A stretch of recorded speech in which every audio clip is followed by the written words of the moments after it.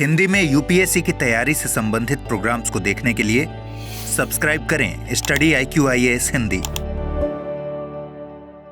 A very very very warm hearted welcome to all of you. This side is Abhinav Kumar बहरे और आज जिस news को मैं आपके समक्ष लेकर प्रस्तुत हूँ, एक अमेरिकन डिप्लोमेट की 100 ईयर की एज में जो है वो मृत्यु हो गई।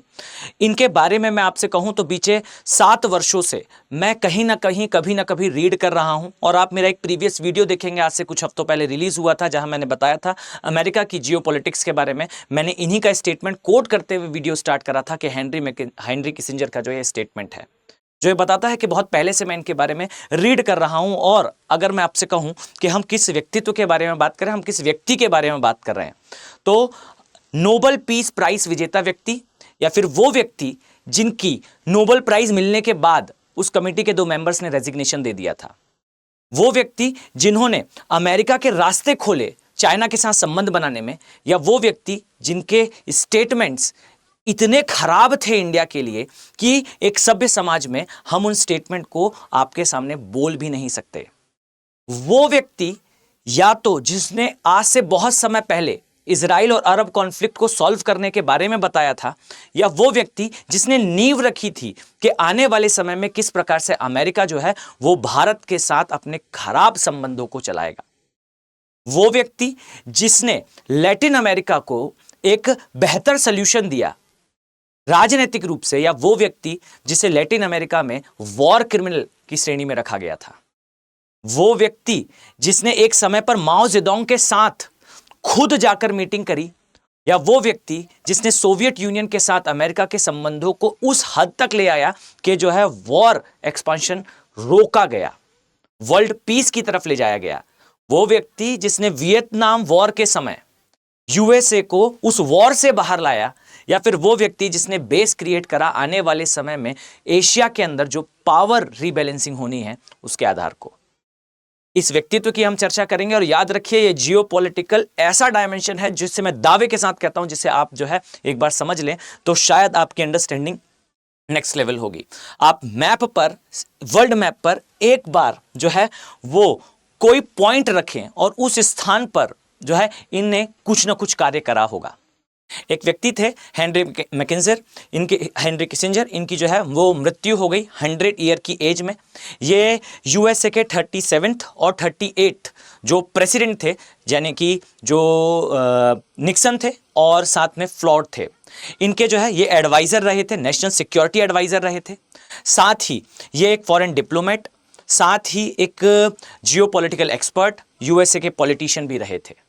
खुद की जो है वो एक फर्म भी चलाई जहां पे ये कंसल्टेंसी दिया करते थे अदर नेशंस को। अब इन्हें जो है वो 1973 के आसपास नोबेल पीस प्राइज मिला था। इनका जन्म बेसिकली याद रखिएगा ये जर्मनी में हुआ था, एक ज्यूस फैमिली के अंदर। और जब ज्यूस के ऊपर जो है वो नाजी कैंपेन चल रहा था, ये नियर अबाउट 1938 में अपनी फैमिली को छोड़कर जो है ये आ चुके थे यूएसए, और यहाँ पर उन्होंने अपनी शिक्षा ली और आगे चल के ये निक्सन के जो है वो नेशनल सिक्योरिटी एडवाइज़र बने। निक्सन जो है वो यूएस के 37th प्रेसिडेंट थे, रिपब्लिकन पार्टी से बिलोंग करते थे। और याद रखिए, रिपब्लिकन पार्टी के जब जब पीएम आए, जब जब प्रेसिडेंट आए, तब ये नेशनल सिक्योरिटी एडवाइज़र बने। और आप पाएंगे कि एक समय ऐसा आया जब जो है डेमोक्रेटिक पार्टी का रूल आया, धीरे से इनसे जो है वो व्हाइट हाउस की दूरियां बढ़ने लगी और एंड ऑफ द डे ये व्हाइट हाउस अपने जीवन के अंतिम चरणों में ज्यादा विजिट नहीं कर पाए। लेकिन अगर मैं आपसे कहूं कि इस तरफ जो है मैंने इनके वर्क लिखे हुए हैं लिस्ट के फॉर्म में, एक एक चीज को आपको समझने की आवश्यकता है। और यह भी याद रखिएगा कि इन्हें जो है वो डिप्लोमेटिक पावर हाउस कहा जाता था यूएसए का। आप पाएंगे कि ये जो है एक विवादित कूटनीतिज्ञ थे। अगर मैं एक एक करके इनके बारे में आपको बताऊं तो सबसे पहली चीज तो इनको 1973 में नोबेल पीस प्राइज मिला था। और किस लिए नोबेल पीस प्राइज मिला था तो मैं आपको अगर समझाऊं तो कुछ इस तरीके से आप पाएंगे कि यहां पर जो है वो इस तरीके से ये एक क्षेत्र हुआ करता है, इसे हम साउथ ईस्ट एशिया कहते हैं। यहां कहीं पर जो है वो आप पाएंगे कि वियतनाम नाम से एक देश आता है, और इस देश में जो है वो उत्तरी वियतनाम और दक्षिणी वियतनाम के बीच में युद्ध हुआ कर रहा था। और ये युद्ध जो है वो सपोर्ट करा करते थे उत्तरी जो नॉर्थ वियतनाम है उसे यूएसएसआर और साथ में चाइना, यानी कि इस साइड के हिस्से को जो है वो नॉर्थ वियतनाम कहा जाता था, और इसे सपोर्ट करते थे basically China and USSR. Clear. और याद रखिए, ये जो चाइना एंड यूएसएसआर जब सपोर्ट करते थे नॉर्थ को, तो साउथ वियतनाम को जो है वो सपोर्ट करने के लिए एक समय पर उतरा था यूएसए। और याद रखिए, इसे कहा जाता है, आई थिंक आपने कभी ना कभी सुना होगा कि भारत के लिए फलाना चीज जो है वियतनाम वॉर हो गई, या एक व्यक्ति के लिए फलाना चीज जो है वियतनाम वॉर हो गई। ये क्या है वियतनाम वॉर? इस समय यूएसए का इतना ज्यादा नुकसान हुआ था वियतनाम के अंदर अपने फोर्सेस को उतारने में, जिसका अंदाज भी शायद आप नहीं लगा सकते। भारत में जो युद्ध लड़े गए, भारत द्वारा जो युद्ध लड़े गए, उससे कई गुना ज्यादा नुकसान जो है वो यूएसए को हुआ था इस स्थान पर युद्ध लड़ने में। आप पाएंगे हेनरी किसिंजर ने इसी समय जो है वो अकॉर्ड लाया, इसे पेरिस अकॉर्ड के नाम से जाना जाता है। यहां पर आपने देखेंगे वियतनाम वॉर को रोकने के लिए पेरिस अकॉर्ड लाया, जहां पे साउथ ईस्ट एशिया में जो यूएसए वॉर लड़ रहा था, इनडायरेक्टली आप कह सकते हैं यूएसएसआर के साथ वो वॉर रोकी गई। कोल्ड वॉर के समय विश्व उस बिंदु पर पहुंच चुका था, मैं लिटरल आपको बताऊं तो वो एक ऐसी कंडीशन थी जहां पे वियतनाम के अंदर सोवियत यूनियन, यानी कि उस समय की एक महाशक्ति, और उस समय की दूसरी महाशक्ति, ये दोनों एक स्थान पर रहकर लड़ रहे थे। विश्व उस जो है वो सोपान पर था, उस जो है कह लीजिए स्टेज पर था, जिसके तुरंत बाद जो है वो तृतीय विश्व युद्ध स्टार्ट हो जाता। आप पाएंगे कि इस समय पूरा विश्व जानता था कि प्रथम विश्व युद्ध 1915 के आसपास स्टार्ट हो गया था। उसके बाद दोबारा विश्व लड़ा, और फिर तीसरी बार जो है कोल्ड वॉर स्टार्ट थी, यानी कि दो देश एक दूसरे को देखते हुए लगातार अपने मसल स्ट्रेच कर रहे थे, लगातार जो है अपने हथियार बढ़ा रहे थे। और एक देश के द्वारा इतने बड़े स्तर पर न्यूक्लियर वेपन बनाना कुछ और नहीं है, ये इंडिकेशन है कि ये वॉर की तैयारी। और आप पाएंगे यूएसए और यूएसएसआर दोनों जो है वो लगातार अपने न्यूक्लियर वेपन बढ़ा रहे थे, और बैटलफील्ड हाजिर था वियतनाम के अंदर। आप पाएंगे इस स्थान पर, यहां पर जो है वो सपोर्ट था यूएसएसआर और चाइना का उत्तरी वियतनाम को, और दक्षिणी वियतनाम को सपोर्ट था यूएसए का, और डायरेक्टली जो है वॉर स्टार्ट हो चुकी थी। यहां पर तृतीय विश्व युद्ध बिल्कुल सामने था, और यहां हेनरी किसिंजर जो है वो उनकी एंट्री होती है, एक ट्रीटी साइन होती है जिसे पेरिस पीस अकॉर्ड कहा जाता है। और इतनी बड़ी ट्रीटी थी कि इसके तुरंत बाद जो है हेनरी किसिंजर को नोबेल पीस प्राइज दिया जाता है। लेकिन जैसे ही नोबेल पीस प्राइज दिया जाता है, उसके बाद उस प्राइज कमेटी के 2 मेंबर्स जो है वो रेजिग्नेशन दे देते हैं। कारण कभी नहीं सामने आया, लेकिन सच्चाई यह है कि सभी जानते थे कि यह स्थिति निर्माण का कारण भी यूएसए था। इसी के साथ अगर मैं आपसे कहूं तो इन्होंने जो है वो, आप इनकी फोटो सर्च करेंगे तो आपको इजीली मिल जाएगी। इनकी पिक्चर है विथ माओ जेडोंग। ये खुद विजिट पर गए थे चाइना के, और अगर मैं आपको शॉकिंगली बताऊं तो इस वर्ष इनकी मृत्यु हुई, और इसी वर्ष इनका जो है विजिट हुआ था शॉकिंगली चाइना में 2023 में, जहां ये शी जिनपिंग से मिलने गए थे। ये वो व्यक्ति थे, ये उस एरा को लीड करने वाले व्यक्ति थे जहां यूएसए और चाइना के रिलेशन कुछ ठीक होते हुए दिखे थे, और शुरुआत इन्होंने ही करी थी।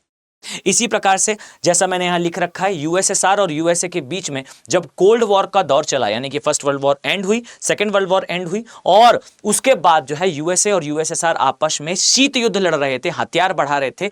उस समय इस हथियार की होड़ को बंद करने का कार्य एक ट्रीटी के द्वारा हुआ था। इसे जो है आर्म्स कंट्रोल ट्रीटी कहा जाता है, या टॉक कहा जाता है। इसके भी जनक, इसके भी आधार हेनरी मैकिन्जर थे। साथ ही आप पाएंगे कि इजराइल का जब इस्टेब्लिशमेंट हुआ, तो इजराइल और अरब के बीच में जो कॉन्फ्लिक्ट है, उस कॉन्फ्लिक्ट को सॉल्व करने के लिए इन्होंने अरब और इजराइल टॉक इनिशिएट करी थी।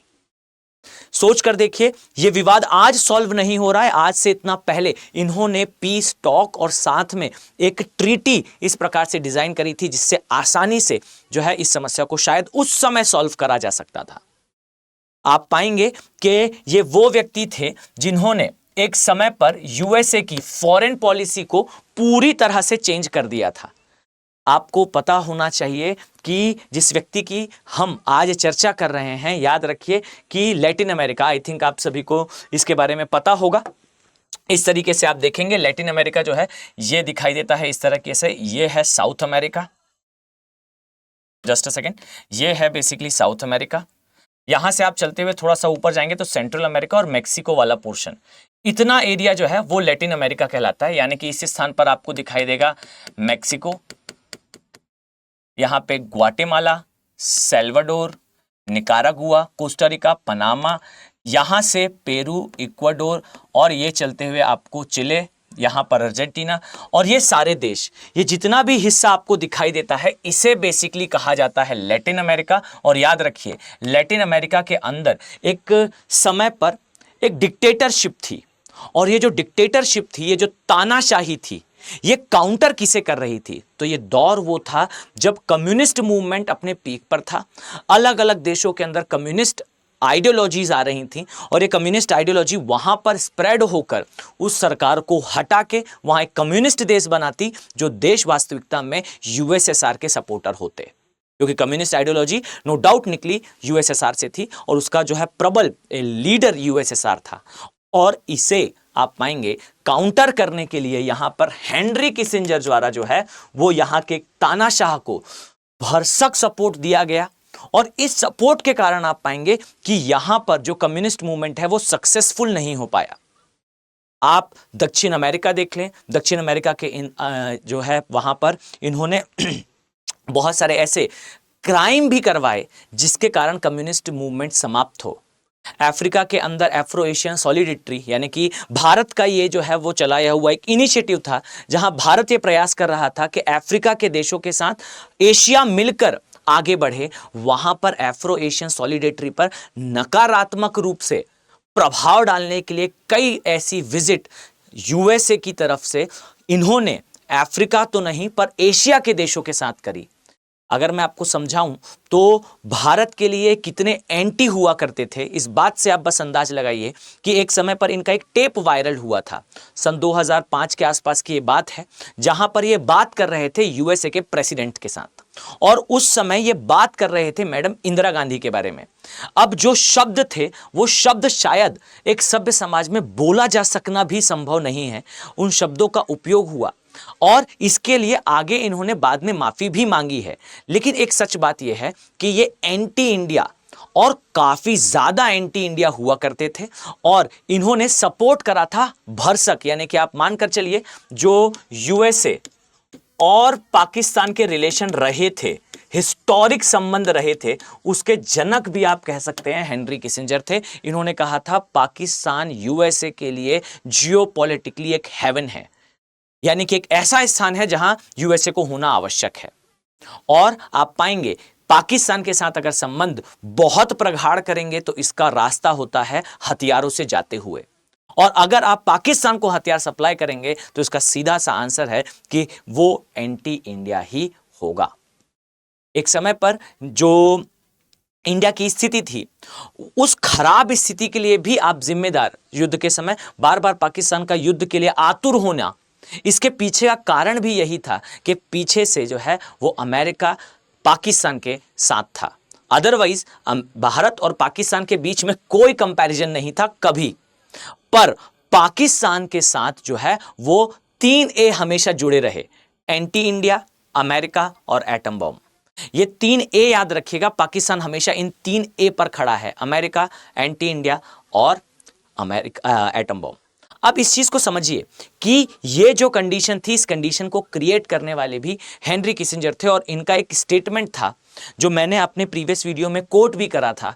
इन्होंने स्पष्ट तौर पर यह लाइन कही थी कि there is no any permanent friend और enemy of USA, the only thing which is permanent in US foreign policy is interest of USA. सोचिए इस लाइन को कहने, अगर मैं इसे अनुवाद कर दूं आपके समझने के लिए, तो यहां पर इन्होंने कहा था कि कोई देश ऐसा न समझे कि यूएसए किसी का मित्र या किसी का शत्रु है। यूएसए केवल और केवल एक चीज परमानेंटली यानी कि हमेशा फॉलो करता है, वो है यूएसए का मतलब। ये इनकी लाइन यूएसए की फॉरेन पॉलिसी को 100% क्लियर करती है कि ये किस प्रकार से जो है वो यूएस फॉरेन पॉलिसी को डील करने वाले थे। अगर मैं आपसे कहूं कि रिपब्लिकन पार्टी से इनके ज़्यादा जो है वो करीबी संबंध थे, संबंध का सेंस ऐसा है कि जब कभी रिपब्लिकन पार्टी के पीएम आए तो ज़्यादातर समय ये जो है नेशनल सिक्योरिटी एडवाइज़र बने, लेकिन एंड ऑफ द डे जब डेमोक्रेटिक पार्टी के लीडर्स आना स्टार्ट हुए और उसके बाद रिपब्लिकन पार्टी दोबारा सत्ता में आई भी, तो भी इन्होंने जो है वो हेनरी किसिंजर के साथ थोड़े डिस्टेंस मेंटेन करना स्टार्ट कर दिया था। कारण कुछ भी हो, लेकिन एक एरा ऐसा था जहां पर पूरे विश्व में डोमिनेट करने वाले देश की फॉरेन पॉलिसी को बनाने वाला व्यक्ति थे हेनरी किसिंजर। इनके द्वारा जो कार्य करे गए, आप सिर्फ इतना करें कि एटलस में किसी बिंदु पर जो है, किसी स्थान पर अपना हाथ रखें, आपको उस स्थान के लिए इनके कार्य जो है वो दिखाई देंगे। नो डाउट ये एक आप कह सकते हैं थोड़े एंटी इंडिया हुआ करते थे। इंडिया के लिए बहुत अच्छे व्यूज इनके कभी नहीं थे, लेकिन वर्ल्ड की फॉरेन पॉलिसी को चेंज करने लायक इनके ऐसे कार्य थे। अगर मैं नटशेल करूं तो आइए इसे वर्ल्ड मैप पर मैं एक बार में आपको अगर समझाना चाहूं तो देखिएगा इस तरीके से। ये जो है वो दक्षिण अमेरिका है। दक्षिण अमेरिका के केस में इनका जो कार्य रहा वो ये था कि दक्षिण अमेरिका के अंदर जहां आप पाएंगे कि लैटिन अमेरिका में जब कम्युनिस्ट मूवमेंट चल रहा था, तो उस कम्युनिस्ट मूवमेंट को जो है वो स्टॉप करने के लिए हेनरी किसिंजर के द्वारा जो है वो वहाँ के डिप्लोमेट और खासकर एक डिक्टेटर को काफ़ी सपोर्ट करा गया था। इसी प्रकार से अफ्रीका के केस में याद रखिएगा, एफ्रो एशियन सॉलिडेरिटी के बहुत ज़्यादा समर्थक कभी नहीं थे और बहुत हद तक भारत ये चाहता था उस समय तक कि हम भी जो है वो एफ्रो एशियन सॉलिडेरिटी का एक बड़ा हिस्सा बने और लीड भी हम ही कर रहे थे। पर हर वो संभव प्रयास या हर वो संभव मदद रोकना जिससे ये सॉलिडेरिटी हो सकती थी, वो कार्य हेनरी किसिंजर का रहा। इसी के साथ एशिया और एफ्रो एशिया का कॉन्ट्रैक्ट तोड़ना हो या यूरोप के अंदर जो अलाइन नेशंस का क्रिएशन हो, यानी कि जो नेटो नेशन आपको दिखाई देते हैं, अगर मैं इस हिस्से के बारे में बात करूं तो अलाइन नेशन बनाने का कार्य भी इन्होंने ही करा था। इस क्षेत्र में अलाइन ना हो इंडिया और ये क्षेत्र, ये कार्य भी इन्होंने करा था। चाइना को यूएसए का मित्र बनाने के लिए और यूएसएसआर से दूरी क्रिएट करने के लिए भी इन्होंने कार्य करा था। इस क्षेत्र में आप पाएंगे कि ऑस्ट्रेलिया के साथ अच्छे रिलेशन और ऑस्ट्रेलिया को इस एरिया की एक पावर के रूप में विकसित करने का भी जो है वो व्यू हेनरी किसिंजर का रहा। यूएसएसआर के साथ आर्म्स ट्रीटी को रोकना हो, वियतनाम के अंदर से यूएसए को निकालना हो, या फिर और भी बहुत सारे कार्य, ये सब कुछ जो है वो हेनरी किसिंजर के द्वारा करा गया था। आज मृत्यु हो चुकी है। किसी की मृत्यु के पश्चात बुराई करना उद्देश्य नहीं है, पर जानना आवश्यक है कि किस पर्सनैलिटी के बारे में चर्चा हो रही है। उम्मीद करता हूं आपको ये वीडियो पसंद आया होगा, आपके व्यूज जनरेट हुए होंगे जियोपॉलिटिक्स पर। अगर आप इसी प्रकार के वीडियोस और देखना चाहते हैं तो आप जो है इस वीडियो को थोड़ा सा शेयर करें। अगर आप शेयर करेंगे तो आपका शेयर जो है वो हमें मोटिवेट करेगा आप तक इस प्रकार के वीडियोस लाने के लिए। याद रखिए कि स्टडी IQ के P2I बैचेस जो है वो अभी भी ओपन है। अगर आप सेल में परचेस नहीं कर पाए हैं तो कोई बात नहीं, बैचेस एटलीस्ट अभी भी ओपन है। P2I फाउंडेशन उन स्टूडेंट के लिए जो प्रिपरेशन स्टार्ट कर रहे हैं, टेस्ट सीरीज उन स्टूडेंट के लिए जो पूरी प्रिपरेशन कर चुके हैं और प्रैक्टिस करना चाहते हैं, और SIP उन स्टूडेंट के लिए जो स्टूडेंट अभी प्रिपरेशन तो कर चुके हैं लेकिन कॉन्फिडेंट फील नहीं कर पा रहे हैं कि वो 100% एग्जाम क्लियर कर पाएंगे। तो तीनों ही ऑप्शन है। आप अगर एस्पिरेंट हैं तो डेफिनेटली आप किसी ना किसी स्टेज में तो होंगे ही। प्रमाण के साथ स्टडी IQ की वेबसाइट पर यह उपलब्ध है कि स्टडी IQ की टेस्ट सीरीज से 65 क्वेश्चंस डायरेक्टली आए थे एग्जामिनेशन में, और आप इसे चेक कर सकते हैं। प्रीवियस ईयर की टेस्ट सीरीज अटैच है, क्वेश्चन अटैच है, UPSC के प्रीवियस ईयर के क्वेश्चंस अटैच हैं। अब इस चीज को समझिए कि क्वालिटी के साथ आपको अगर प्रिपरेशन करनी है तो वो क्वालिटी पाने का एक अच्छा चांस है। दिसंबर वो महीना है जिससे बहुत दूर नहीं है आपका प्री। इसके लिए आपको याद रखना है कि सामान्यतः स्टूडेंट भूल जाता है, वहां पर दिए हुए कोड का यूज करके थोड़ा एक्स्ट्रा कॉस्ट पे करना पड़ जाता है। कोशिश करिएगा कि अगर इस वीडियो के माध्यम से जा रहे हैं कोर्स को परचेस करने के लिए तो आप मेरा कोड AK Live इसका यूज करके इन कोर्सेस को परचेस कर सकते हैं। मिलते हैं नेक्स्ट वीडियो में। Have a very nice day. Thank you. Hindi में UPSC की तैयारी से संबंधित प्रोग्राम्स को देखने के लिए सब्सक्राइब करें स्टडी IQ IAS हिंदी।